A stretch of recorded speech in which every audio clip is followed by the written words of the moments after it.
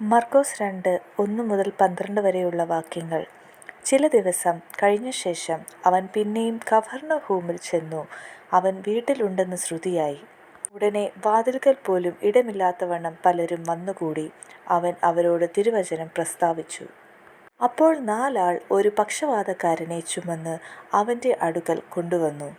പുരുഷാരം നിമിത്തം അവനോട് സമീപിച്ചു കൂടായ്കയാൽ അവൻ ഇരുന്ന സ്ഥലത്തിൻ്റെ മേൽപ്പുര പൊളിച്ചു തുറന്നു പക്ഷവാതക്കാരനെ കിടക്കയോടെ ഇറക്കിവെച്ചു.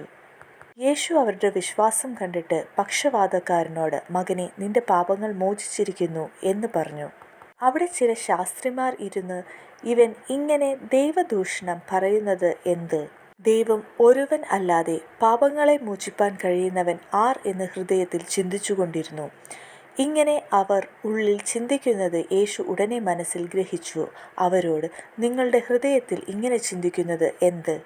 പക്ഷവാതക്കാരനോട്, നിന്റെ പാപങ്ങൾ മോചിച്ചു തന്നിരിക്കുന്നു എന്ന് പറഞ്ഞതോ, എഴുന്നേറ്റ് കിടക്കയെടുത്ത് നടക്ക എന്ന് പറയുന്നതോ ഏതാകുന്നു എളുപ്പം എന്ന് ചോദിച്ചു. എന്നാൽ ഭൂമിയിൽ പാപങ്ങളെ മോചിപ്പാൻ മനുഷ്യപുത്രന് അധികാരം ഉണ്ട് എന്ന് നിങ്ങൾ അറിയേണ്ടതിന് അവൻ പക്ഷവാതക്കാരനോട്, എഴുന്നേറ്റ് കിടക്കയെടുത്ത് വീട്ടിലേക്ക് പോക എന്ന് ഞാൻ നിന്നോട് പറയുന്നു എന്ന് പറഞ്ഞു. ബാറയ്ക്കുമോർ.